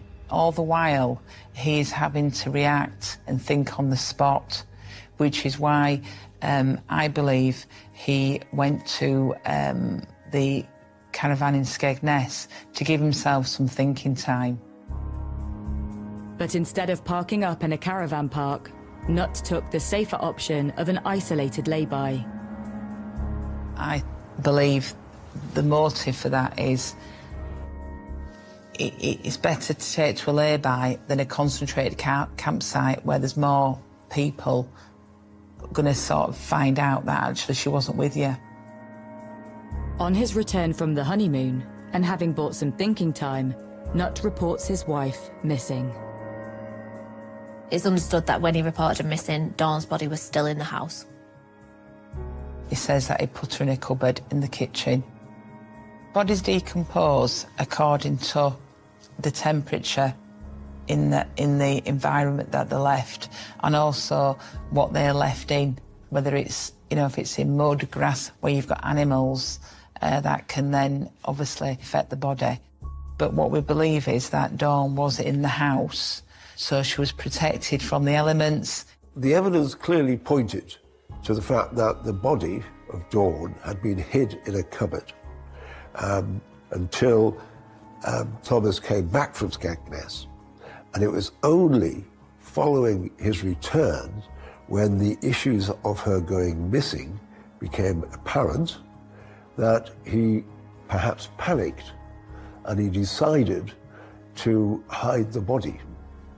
And that's when he stuffed her body into the suitcase and pushed it over his garden in the Macfield. CCTV was obtained, which showed Nutt taking a heavy object, believed to be a suitcase with wheels. We now believe that had Dawn's body inside, and dragging the suitcase out of the back garden. Nutt is an imposing character and is an imposing frame. Even for his size, to drag a body in a suitcase would have taken great strength and great effort. So the deposition site of the body would always going to be nearby. And the prosecution suggests that the place selected to leave Dawn's body was chosen by Nutt in order to avoid detection. When you're dragging such a heavy object, and it's in an unnatural way by a dog walker or a neighbour or a member of the community as being out of the ordinary, is that bit greater. Because when he had dragged the body to the deposition site, he'd already reported Dawn missing. There is a further revelation in the time of day this footage was filmed. CCTV captured him returning just in time for an officer to speak with him about Dawn's missing person case. The police officer noted that Thomas Nutt was sweating at the time. Thomas Nutt told the officer that he'd been to the shop. It was after the PC left that Thomas Nutt was then seen on CCTV going back into his garden to conceal the marks left by the suitcase. It was broad daylight that Thomas Nutt decided to move Dawn's body and put it in an area behind the couple's home. The defence raised questions as to why Nutt would take such a risk, but the prosecution have a compelling theory. So after Thomas Nutt had reported Dawn missing, he was made aware that a visit would be made by an officer, and it was then that he began to panic that they would discover Dawn's body. Thomas Nutt got rid of her body because he knew the police were going to search his house. It is Dawn Walker's post-mortem results that expose the most disturbing details in the case against Thomas Nutt. Dawn had suffered significant injuries before and after her death. Before death, she had received injuries to her face, including a laceration and bruising. Dawn had been strangled. The damage to the neck had been caused with considerable force. After her death, she'd received injuries to her ribs, including fractures and breaks, which was significant as they suggested that she had been put into the suitcase after her death. She was a 5-foot lady, and he broke her legs to get her into that suitcase, which showed a complete disrespect for his wife, who he'd murdered or killed, as he would say, accidentally. So there will have been rigor mortis from Dawn, which explains why Nutt had to break her legs and such like to squeeze her into the suitcase, because her body would have been stiff, but she suffered immensely by the sounds of it. With all the details of the investigation now laid before the court, it is down to the jury to decide if Thomas Nutt is guilty of murder or the lesser charge of manslaughter. It is very difficult to determine what goes through the mind of a person when they are attacking somebody else. Was he intending to kill? Was he wanting to harm her in such a way that she would never recover? Was he just a violent person who lost his temper? Was he a narcissist who couldn't tolerate being challenged? Was he a psychopath? Who knows what was in his mind? Who knows what drove him? The jury was sent out on the 10th of August, shortly after 10 a.m, and returned at 2:30. They'd unanimously reached a verdict of guilty for murder. He sat at the back of the court listening to everything, and then when he was found guilty, it said an expletive to the judge and showed absolutely no remorse whatsoever. The judge summed up to say that he was a bully and that he was a threat to women, and that he'd used his physicality to impose his will on women. The West Yorkshire man who killed his wife on their wedding night and stuffed her body into a suitcase has been jailed for life. A warning: you may find the following video distressing. Police have released CCTV footage showing 46-year-old Thomas Nutt with the suitcase before he dumped Dawn Walker's body in bushes behind their home in Lightcliffe near Halifax. Nutt had strangled the 52-year-old just hours after they were married. Thomas Nutt was handed a life sentence with a minimum term of 22 years, less time spent on remand in custody. He was told by the judge that he would spend 21 years behind bars before going before the parole board, who will determine whether he is safe to be released. The judge said Dawn had been subjected to domestic violence throughout the course of their relationship. Everything was a fabrication, and the whole picture became clear. That Thomas was an inveterate liar. He was somebody who was totally intent on protecting himself, having killed Dawn. And kept it up until, in fact, the last minute. Until, of course, he was exposed as a liar and a murderer. The way this case played out was one of the worst cases of domestic violence that I've seen in my career. In particular, the way that Thomas Nutt treated his wife after she died, his disregard for her and her dignity overplayed anything else. He had no compassion and no remorse for what he'd done. What I would do is to urge anyone who is listening to Dawn's story and other countless victims of abuse. Qua tự nhiên nhìn xem đã đang làm cái sư huynh gửi đeo rồi, đã đang rem rồi. Ồ, hết, được chưa? Bố mày địt mệnh nguồn nhá, bạn Sáu nhăn đấy. Nguồn đi hệt. Xong là tên tiêu đề đi hệt, địt của mẹ cãi rồi. Địt vậy thế này, của gió cụ địt thế này. Làm nó đổi đi tí rồi. Không biết đổi đấy.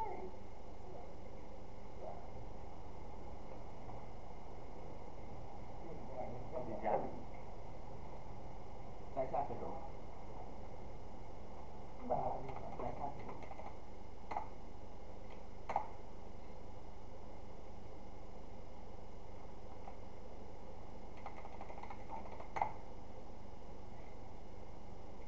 Lý do gì?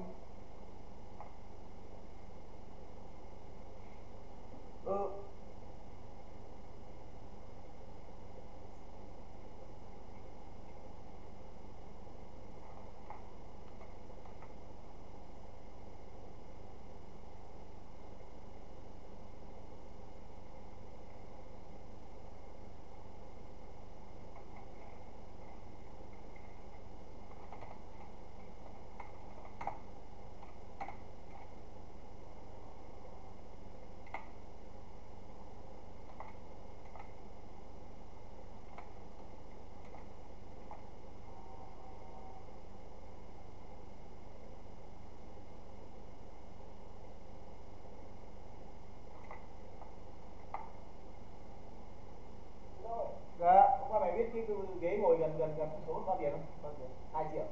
Dạ. Thì đi lúc quầy rồi để mẹ tiền uống bia. Đã là fan thì sẽ đi. Có rẻ nữa không? Đã là fan thì sẽ đi. Dòng 2 triệu thì một hàng ghế đầu là nó là 100 ghế. 100 nhân 2 triệu là bao nhiêu ấy? 200 triệu. Nó cả nghìn ghế mà. Trời ơi.